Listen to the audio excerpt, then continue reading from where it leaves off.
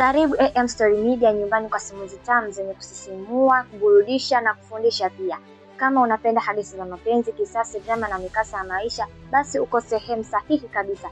Usisahau kusubscribe, kulike, kushare na kucomment. Mimi ni Arafa Abdurrahim, na sasa tuendelee na hadithi yetu ya leo ambayo ni mapenzi ya moyo wawili, sehemu ya 4. Hadithi inaanza hivi.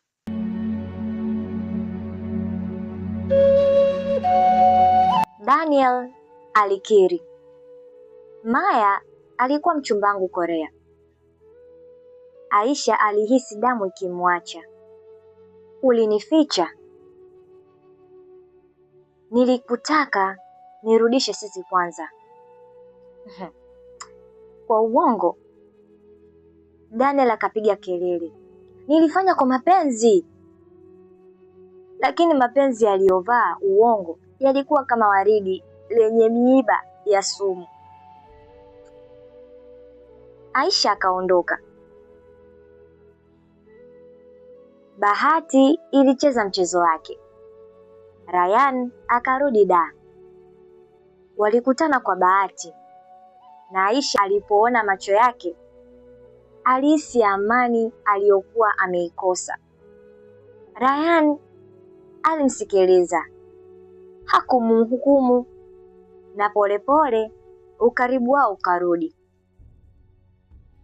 Daniel alipojua Ryan amerudi, hasira zikaamka na kumla kabisa. Alienda kwa Aisha usiku. Unarudi kwake? Aisha akasema, sijui. Daniel akamshika mkono. Usinifanyie au usinifanye nikupoteze tena. Lakini Aisha aliona kitu kipya. Daniel alikuwa na mapenzi, lakini pia alikuwa na umiliki, na hiyo ilimtisha zaidi. Ryan alimpeleka Aisha Coco Beach usiku. Mvua nyepesi ilianza. Ryan akasema, nilijaribu kukusahau, nilishindwa. Aisha akalia, niliumiza. Ryan akajibu, na bado nakupenda. Busu lao la pili lilizaliwa kwenye mvua, lakini Daniel alikuwa akiwaona. Siri zikianza kufichuka, mapenzi huanza kuyumba. Kurudi kwa Ryan unabadilisha kila kitu tena. Na hapo ndipo simulizi zetu linafikia mwisho. Lakini je, huu ndio mwisho wa safari ya wahusika wetu au bado inaendelea? Hilo tutalijua kwenye kipande kijacho.